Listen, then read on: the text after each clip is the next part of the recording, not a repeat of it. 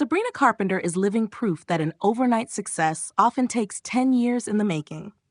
Her journey captures the quiet preparation, the unseen struggle, and the long road behind the moments that suddenly look effortless. At just 14 years old, she signed a 10-year contract with Disney. 5 studio albums, 2 years per release. That's a full decade of labor as a teenager, which frankly feels ethically questionable. And yet, for much of that time, her career remained in the background. Disney didn't push her music the way they had for stars before her.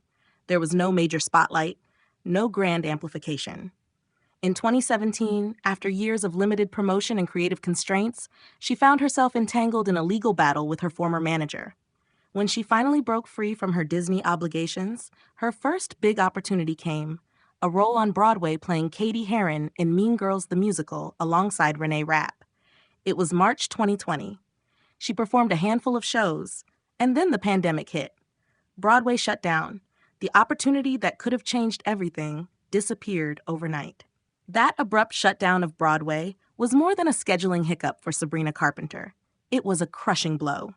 After nearly a decade of working under the shadow of Disney, this was supposed to be her moment of liberation. Her breakout, her big public reintroduction as a serious performer, no longer just that girl from the Disney Channel. But fate had other plans. With the theater industry shut down indefinitely, she found herself back at square one, and so began a year-long hiatus, not for rest, but for recalibration. A moment to pause, to reassess, to figure out what was next in a world that had suddenly gone quiet. But just as she was easing back into the public eye, another storm erupted, one she never saw coming. The whirlwind love triangle between her, Joshua Bassett, and Olivia Rodrigo exploded online in early 2021. Olivia's debut single Driver's License was an emotional gut punch that took the internet and charts by storm. Fans speculated, obsessed, and weaponized assumptions. While Olivia never named names, it didn't take long for the internet to fill in the blanks, and Sabrina became an unwilling target. Overnight, she was reduced to a villain in a viral love story that millions of strangers felt personally invested in. The backlash was swift and vicious. Slut-shaming, harassment, and even death threats flooded her mentions. She was demonized for simply existing within the messy, emotionally charged aftermath of a teenage relationship. The pressure became unbearable. Once again, she retreated from the spotlight. Another full year of silence. For an artist who had already spent her adolescence being shaped, packaged, and often overlooked by the machine of Disney, this added scrutiny wasn't just overwhelming, it was dehumanizing. And yet, rather than letting it define her, she quietly began to write. These experiences, the heartbreak, the backlash, the betrayal, and the silence, would become the raw material for her most important body of work to date. Finally, in 2022, she emerged with Emails I Can't Send, her first album independent of Disney's grasp. It was a project built on honesty, sarcasm, and unfiltered emotion. But despite the emotional depth and lyrical sharpness of the album, it didn't immediately explode on the charts. The world was still catching up to who Sabrina Carpenter really was, beyond the headlines and tabloid speculation. At first, the album was received with a kind of polite curiosity, but that curiosity soon turned into obsession, thanks to a few unexpected sparks. Sparks that would ignite something much bigger than she or anyone else could have predicted. At first, Emails I Can't Send didn't exactly make waves. It wasn't trending everywhere. It didn't debut at the top of the Billboard charts. For an artist finally freed from years of contractual restraints and public misjudgment, the lukewarm reception might have seemed like yet another letdown. But Sabrina Carpenter didn't panic. Instead, she leaned into something most pop stars never fully risk: humor, personality, and unpredictability, not in her lyrics alone, but in her live performances. And that's where everything began to shift. It started with Nonsense. A sparkling, cheeky track near the end of the album, it became the unexpected centerpiece of her tour. But it wasn't just the song, it was the outro. At each concert, Sabrina would improvise a brand new outro verse tailored to that specific city, often witty, flirtatious, absurd, and unapologetically bold. Fans never knew what she'd say. One night, it was hilariously raunchy. Another, it was heartfelt. Sometimes it was both. The key?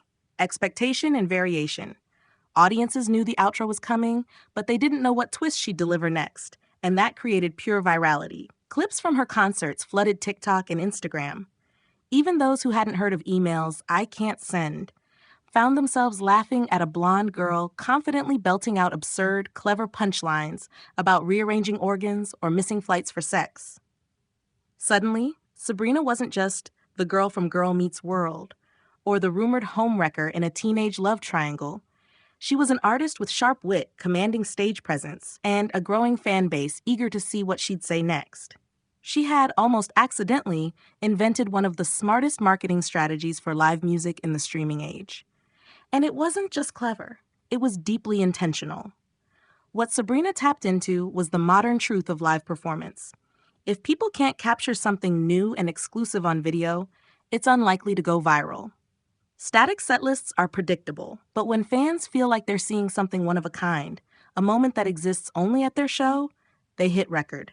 They share. They remember.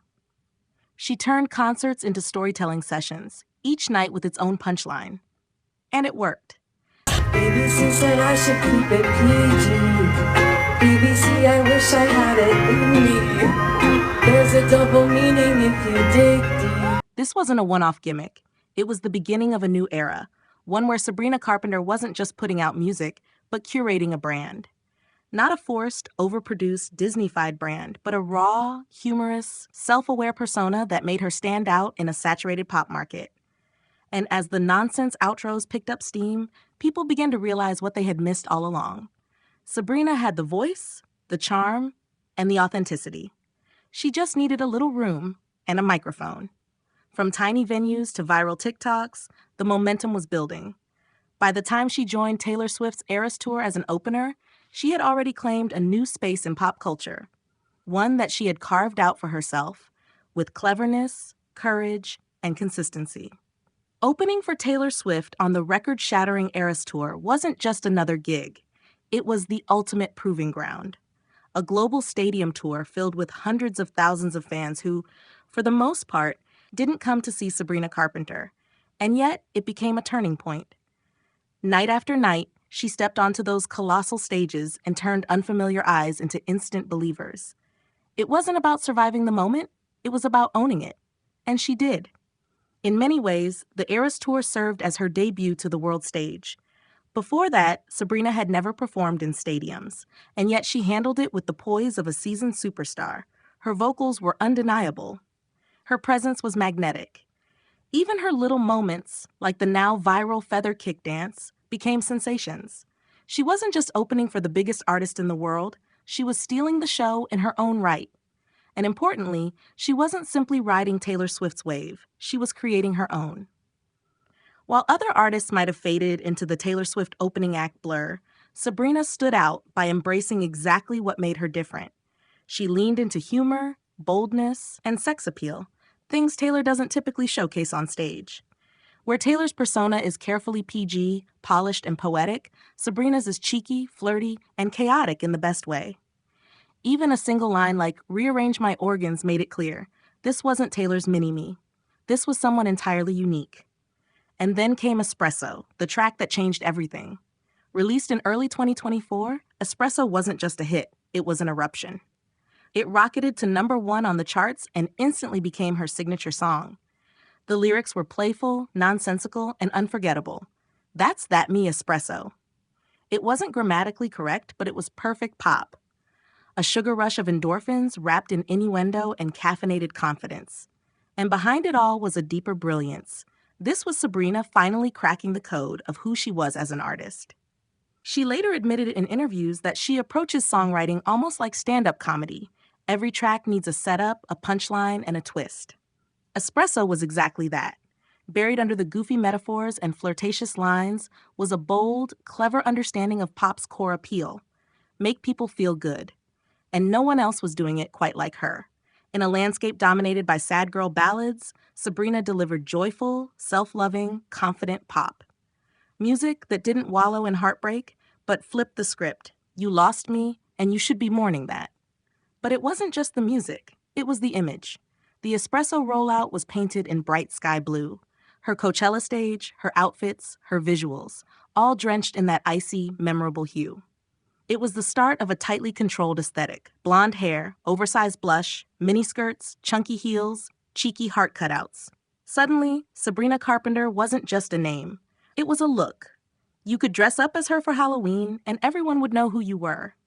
She had crossed the threshold from performer to pop culture symbol.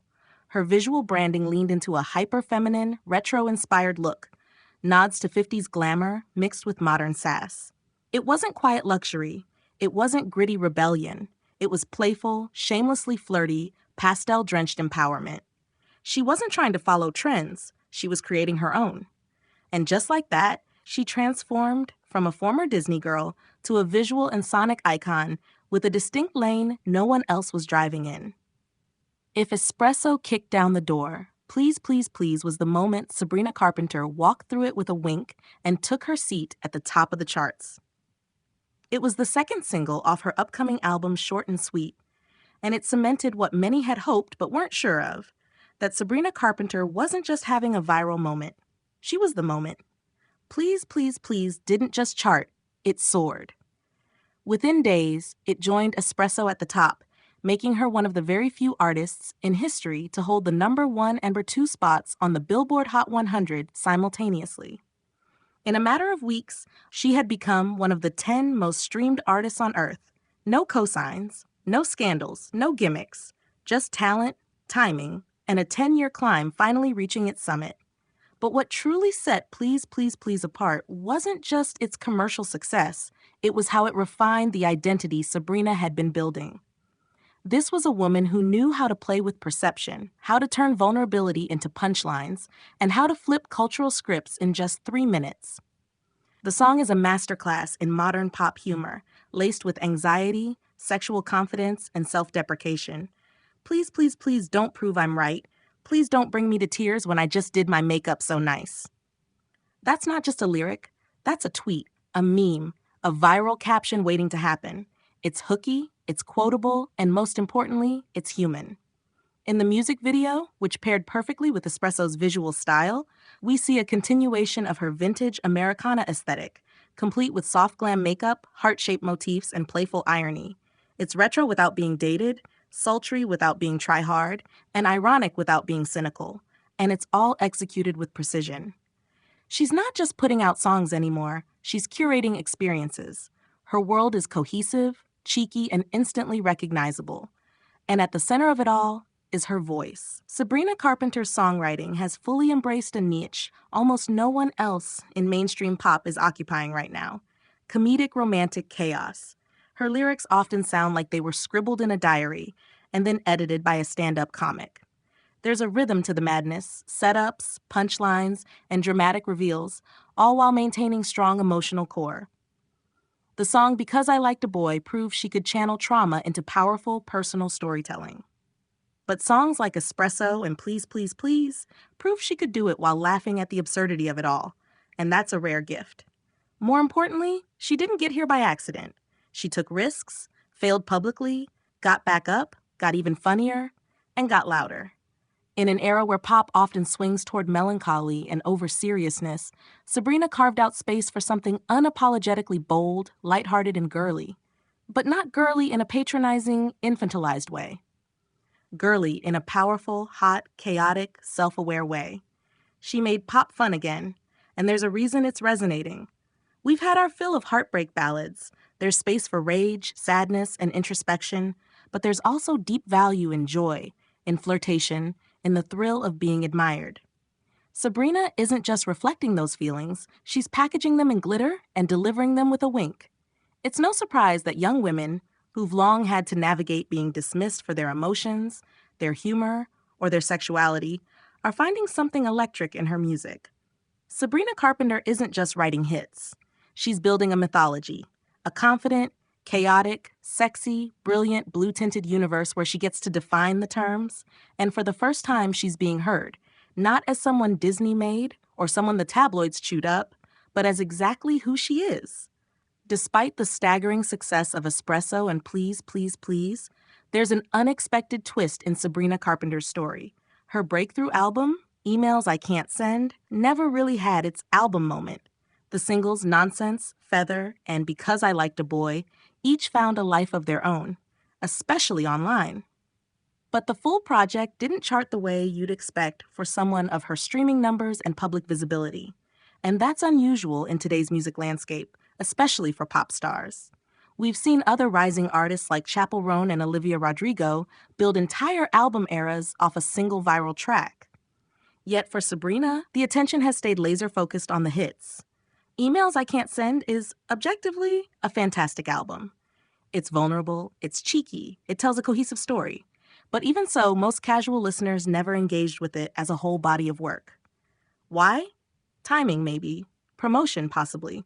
But more likely, it was because her viral moments lived outside the album, in her live performance gimmicks, in TikTok clips, and in her meme-ready one-liners. The culture fell in love with Sabrina's personality before it fell in love with her discography. So now, with Short and Sweet on the horizon, the stakes are higher than ever. This is her opportunity to not just dominate charts with individual singles, but to show she can deliver a full, cohesive, start-to-finish album that people want to live inside. To become a legacy artist, one who transcends the single-song trend cycle, you need an album that defines your artistry. And Short and Sweet might be that moment for her. With 2 songs already smashing records, Espresso at nearly 1 billion streams, Please Please Please tracking closely behind, the anticipation is real. But now she needs to build a world, something fans can sit with, return to, and reference the way they do with Melodrama, Thank You Next, or Sour. She's already proven she can make hits. The next challenge is to tell a story, track by track, that elevates her from star to icon. Interestingly, we're seeing signs that she might be planning exactly that. Her visual rollout has been meticulously cohesive. The powder blue branding of Espresso carried over into Coachella, her outfits, her set design. The heart cutouts, the exaggerated blush, the 50s retro glam, it's all part of a narrative, a visual language that screams, I know who I am now. Combine that with the lyrical precision and comedic rhythm she's refined, and it's not hard to imagine Short and Sweet delivering exactly what pop has been missing. An album that's witty, emotional, stylish, and sharp, all at once. What's more, she's been quiet.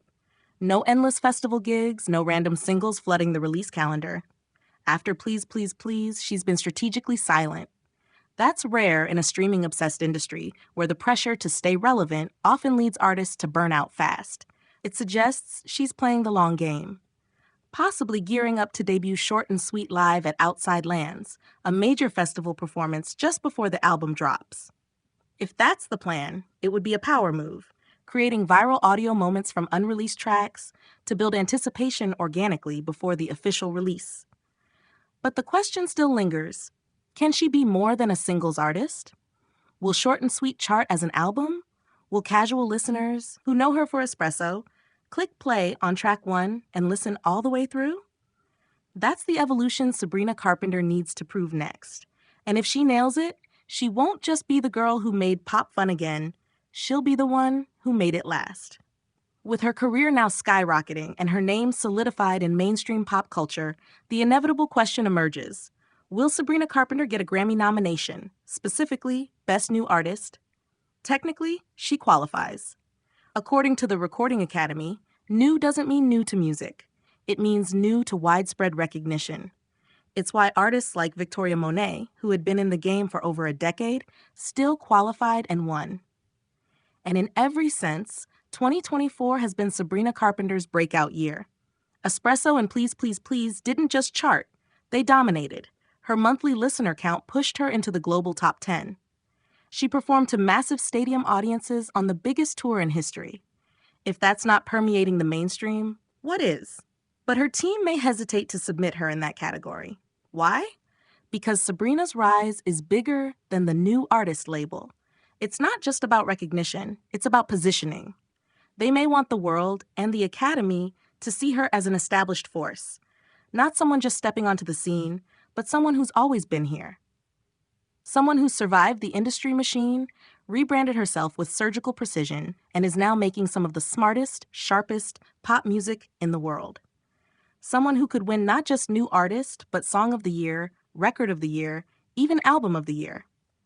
But regardless of Grammy nominations or award politics, her impact is undeniable. Sabrina Carpenter is not a viral fluke. She is not a TikTok accident. She is not someone who got lucky. She is a 10-year overnight success, a masterclass in long-term development, resilience, and evolution. She was cast as a child star, then buried under the weight of a Disney contract. She was sued by her own manager as a teen. She was slut-shamed in public and nearly chased off the internet. She lost career-defining opportunities, like her Broadway run, to a global pandemic. Any one of those obstacles could have broken her, but they didn't. Instead, they sharpened her. Each misstep, each delay, each year stuck in a holding pattern quietly refined her voice, her identity, her stage presence. When the moment finally came, she was ready, not just to step into the spotlight, but to own it completely. When she speaks now about being the tortoise in the race, slow and steady, always moving forward, you can feel the years behind those words. They aren't bitter. They're patient, wise, earned. And that's the lesson Sabrina Carpenter offers, especially to young creatives. In a world obsessed with speed, where we crown 17-year-old legends and forget them by the time they're 21, her rise reminds us of something deeper. Longevity matters. Craft matters. And timing, no matter how much we try to rush it, can't be forced. Sometimes the universe is making you wait because it knows what you're building is bigger than you think. Now, with Short and Sweet just weeks away, Sabrina is no longer playing catch-up.